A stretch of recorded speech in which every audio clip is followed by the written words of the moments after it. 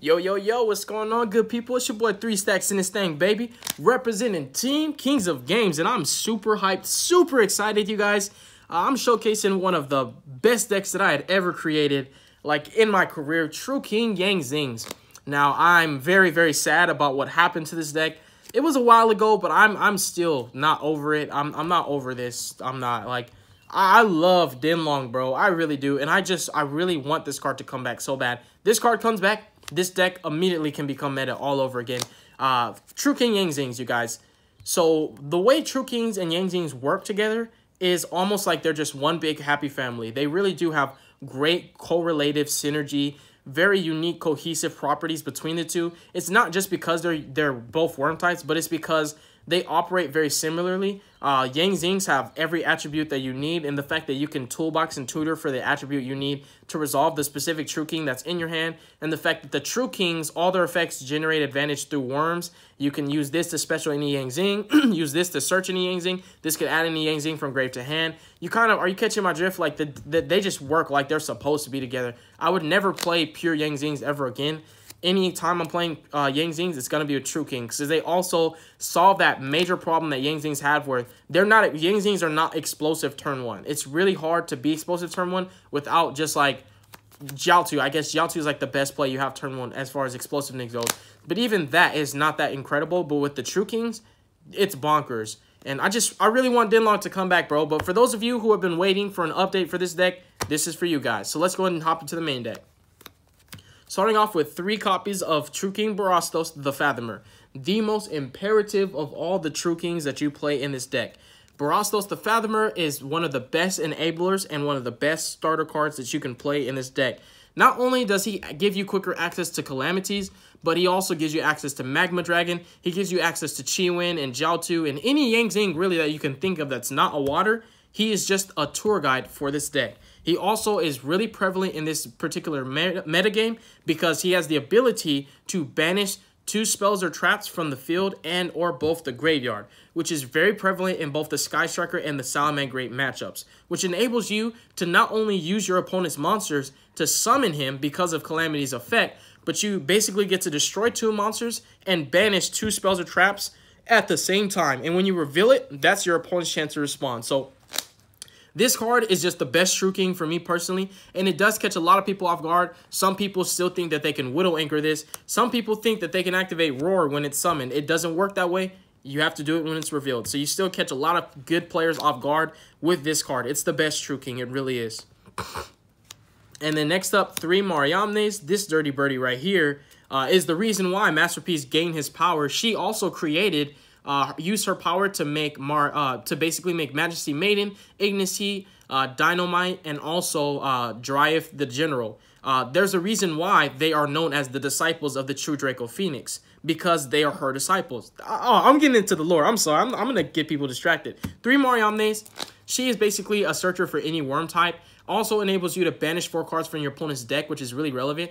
So these kind of, think of it like how a Sky Striker spell is. Like, they have first effects that are good, but it gets even better if you happen to destroy monsters with the same attribute. And for anyone who is not acclimated to True Kings, they all have the same summoning condition where you have to reveal them in your hand, and you destroy 2 monsters from your hand or your field who have, at least one of them has to have the same attribute of that you revealed. So it really helps when you are like using Calamities, because sometimes you don't have any of the attribute you need, but when you have Calamities, Calamities can make all monsters on the field become one attribute that you declare, and you can also use your opponent's monsters to summon your True King. So you could literally reveal this, for example, destroy 2 of your opponent's monsters just to summon this. So True Kings are really bonkers.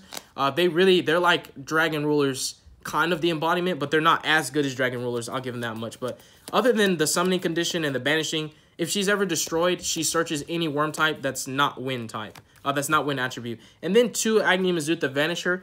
I, for the life of me, cannot find my 3rd one.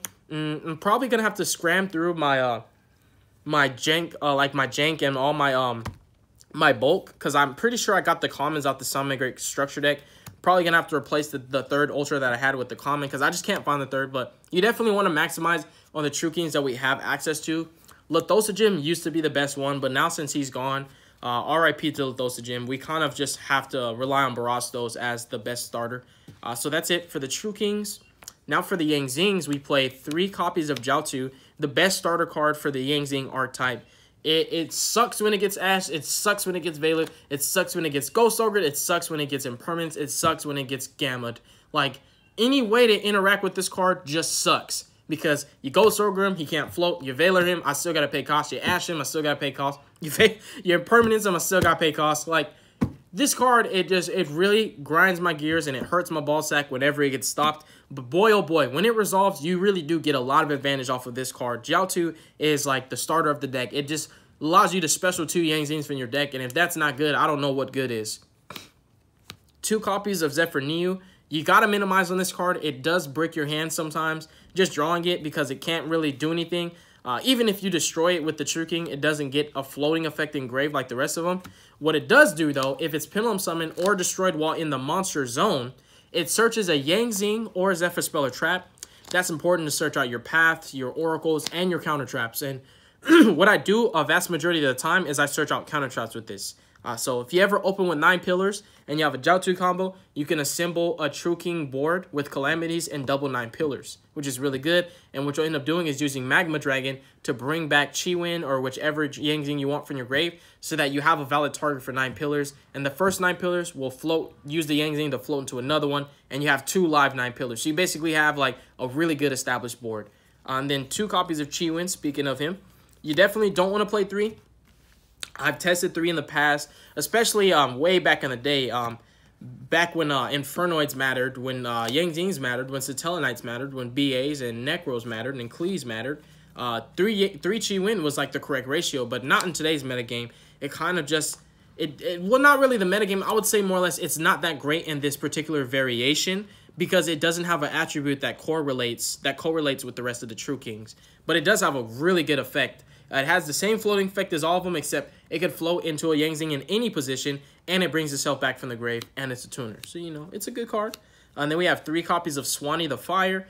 So I'm going to move to the Elementals now. And if you guys did not know, the Yang Zings were created by Constellar Sombre. Constellar Sombre created them, and they are essentially elemental dragons that are the incarnation and the embodiment of the attribute that they resemble. So Swanee is the sheer incarnation of fire. He's not just a fire creature, he is the embodiment of fire. And beyond the earth of the Yang Zing is the embodiment of all earth. So think of them as elementals that literally can manipulate and have power and authority over the particular element that they were given jurisdiction over. And we also have 3 copies of Bixie and 2 copies of Pull Out to sum up the monsters. 1 Magma Dragon. Magma Dragon is insane in this deck. It really is.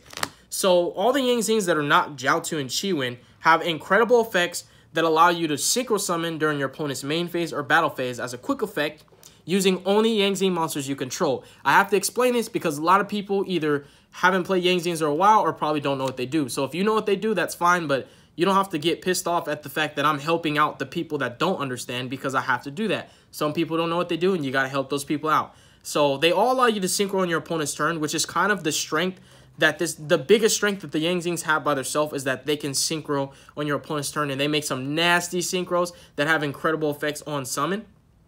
They also have immunities that they provide for the synchro monster that they summon. So Pulao, the synchro monster that he summons, is unaffected by spell cards. Now also keep in mind that this effect that they apply is not granted as a stack or addition to the monster's effect. So you're not giving Baxia or Yazi the effect of it's unaffected by spells.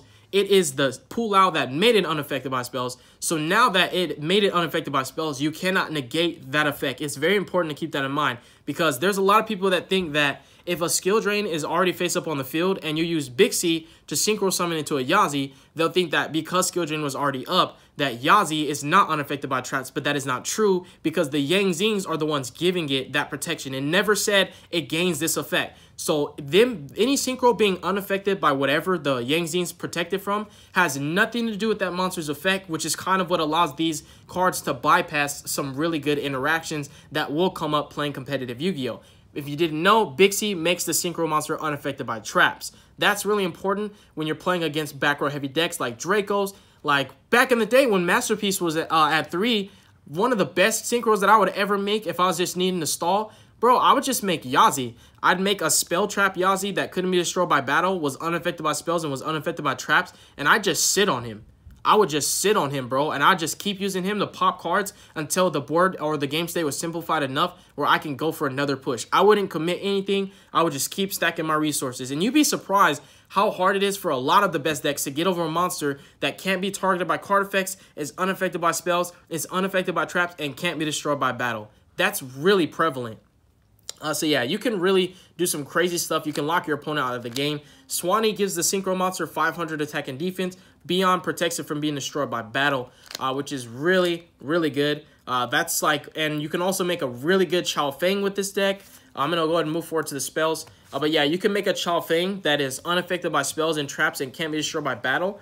And you can also have it to where Chao Feng is denying your opponent the right to activate monster effects, basically.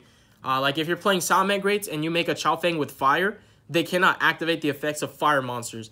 If you're playing against Sky Strikers and you make Chao Feng with Dark, no Ray. If you're playing against Danger Thunder and you make Chao Feng with Dark, I would say Dark would be the better attribute to go for. No Dangers. Dangers can't activate. They do activate in hand. They can't activate. No Chaos Dragon Legionnaire. A lot of the plays that they normally make, they can't make them. So Chao Feng is really strong. The fact that he can floodgate your opponent out of the activation of a monsters, and it's just anywhere in general. They can't activate no matter where they are. Banished Zone Grave, and the fact that it would be unaffected by spells and traps, meaning that your opponent can't use monster effects to out the Chao Feng, but they also can't use Impermanence or Widow Anchor or board wipes in general. They either kaiju or bust. So this deck does have win conditions that a lot of people really don't see coming.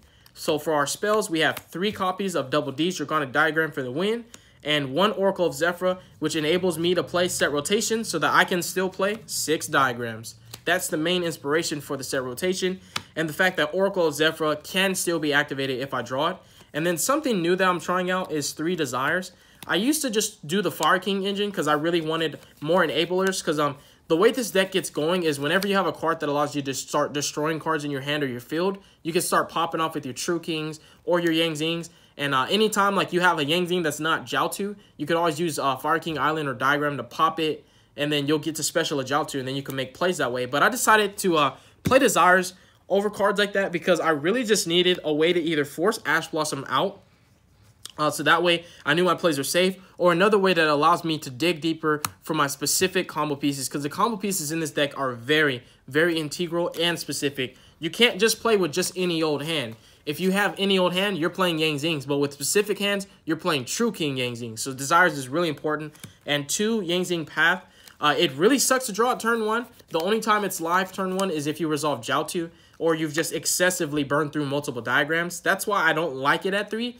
Even though you have lost the major way to search it off of, you know, which is definitely going to be my boy Dinlong, it just really is a brick, and I don't really like drawing it turn 1, and then at the same time, it's hard once return, and it's not easy to play like Desires is. Desires is live anytime. And that's it for the spells. If you notice, all the spells either search or draw. That's it. So the spells normally are going to fix your hands. And then for the traps, I just played 4 counter traps.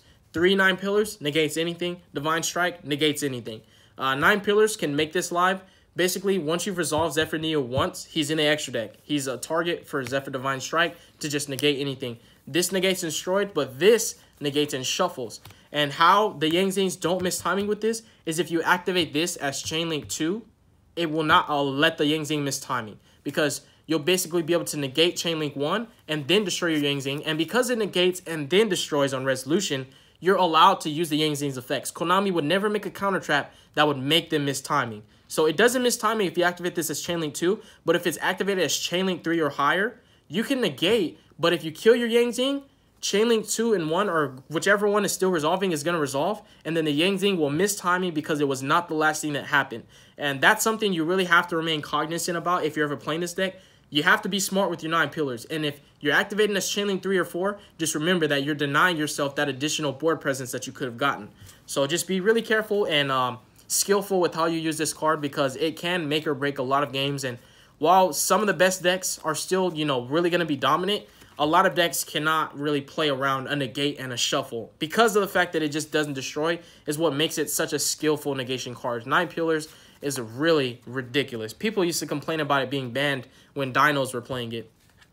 For the extra deck, I play predominantly synchros because that's what I do a lot. I synchro summon more than anything. This should be 3 Baxias, but I only have 2. Baxia is the card you make the most in this deck.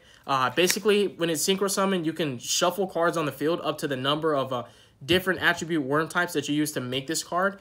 And it shuffles any card, so you could do back rows or monsters. That's on summon. You can make this on your opponent's turn and spin their board back.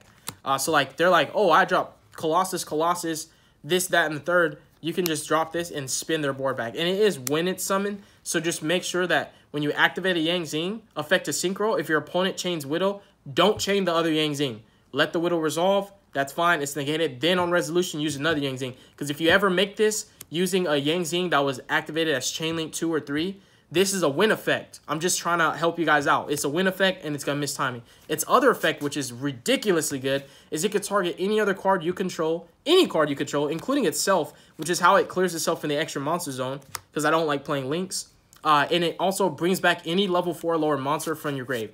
Back in the day, we were using this to loop Herald of the Arclight, and we were just getting a free negate every single turn. Now, the way I'm using it to loop Magma Dragon to just gain my resources back. You use this, pop a card, bring back Magma Dragon, bring back something else. You just start, your board starts to explode.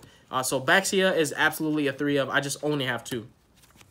Double Yazi. Yazi's a nasty card, you guys. It already can't be targeted, but then you're going to make it unaffected by spells and traps and unable to be destroyed by battle. Sky Strikers can't out it. They can't Jammy Wave. They can't even use Suzuku to make it small enough to attack over it, because if you have it in defense, it ain't going nowhere. Like, they got a Kaiju, and there's no other way they could get over it. Like, it's that good. It's really strong in a lot of matchups. Like, Danger Thunder is probably the only deck that can get over this card because they can actually destroy it without targeting. Because they can use Chaos Dragon Levianeer. But, like, Salmon Greats, they can't use Rage because he's unaffected by traps. So it's really strong. They can't really get over it. And then we have Chao Feng, which is a god card in this deck. I told you guys how good this card is. And if it kills a monster by battle, or if you just destroy a monster on your opponent's field, you can special 1 worm type. Remember that, worm type that has the same attribute as the monster you destroyed. So whenever you're killing your opponent's cards and breaking their board, you could trigger this, bring out a True King, make Calamities. Mistworm, so incredible, dropping this on your opponent's turn and just spinning 3. It's incredible, especially against combo decks. They never really see Mistworm coming because it's an old card. Nobody plays around it. This is for when I'm in time. I just need a way to burn my opponent. This is really dominant in the Danger Thunder matchup. It's easier to make this than it is to make Crystal Wing. That's why I still play this. And they play a lot of level 5 or higher, so it essentially still is like a Crystal Wing in that matchup. Cyber's Quantum Dragon is incredible in this deck because you can give it immunities. The same with any synchro you make. Any synchro you make, normally I always make sure that I give it the ability to be unaffected by spells and unaffected by traps. Everything else, it differentiates between the matchups. But no matter what, you don't want your stuff to lose to back rows. You don't want it to lose impermanence. You don't want to lose to floodgates. Brionica, make it unaffected by traps. In back row heavy decks and control decks, now you can spin their back rows knowing that they can't respond. The same thing with like strikers, make it unaffected by spells. Now you can spin all their cards knowing that they can't respond. They can Valor it, that's fine. Hyper Psychic Driver, you make this on your opponent's turn, you interrupt their combos, they can't play. Whenever you can't make Calamities, this is like a replacement for Calamities. This is supposed to be Herald of the Arclight. My Herald of the Arclights are mixed up in a giant pile of cards that I just did not want to look through because it's too much cards. But this is going to be Herald of Arclight. To still play this because it is a Monster Reborn, I'd probably like cut the Cyber's Quantum. But I just like that he had removal that like didn't target, which is something that I need sometimes a lot. Because Baxia still targets. But yeah, this should be Herald of Arclight. Herald of Arclight is easy to make. You make it unable to be destroyed by battle, and it can negate anything else. It's just really good. Looping it off Baxia to keep your resources up. And then 2 True Kings of all Chlamydia. This card is made so easily in this deck. Even when you don't have Diagram, you sometimes have hands where you just have a True King and everything else functions with it, and you can just make Chao Feng, overlay the Chao Feng and the True King to make Calamities. Like, you'll go Baxia, use Baxia, bring Chi Win back from grave off Baxia's effect, synchro into Chao Feng the True King, make Calamities. Calamities still doo-doos all over the best decks. Let's see. Yep, 19 minutes, dang. Yep, that's the profile, you guys. Thank you so much for watching. You guys, God bless you. Make good choices. Don't hurt your brain cells. Stay tuned for future content and stay positive. If you're curious why I don't play links, I'm playing True Kings, I'm playing Yang Zings, and I play Diagrams. Anytime, I've never had an issue where I had a card in my extra monster zone clog. anytime I needed to get rid of it, I'd pop it with the diagram, I'd pop it with the True King, I'd pop it with the Baxia. And keep in mind, a lot of the plays I make, their attributes, like a lot of the times I go for the ones whose attributes correlate, so that way you can still just reveal a True King and they have the matching attribute. Like this is when you can still pop it with Mariamne, pop this with Mariamne, pop this with Barastos, clear your extra monster zone, and then you can just make another. Because you really only make one extra deck. You just make one really beefy and very powerful and protected extra deck monster. Like every time you go for a synchro, that's what you do. You don't really synchro spam. You don't XYZ spam. Whenever you go into the extra deck, you just bust out essentially a boss monster and you sit on that. And whenever you're done with it, you just clear it unless your opponent clears it for you, and then you make another one. That's how you play this deck, really. I like it a lot. But yeah, that's it for the video, you guys. Peace out, yo.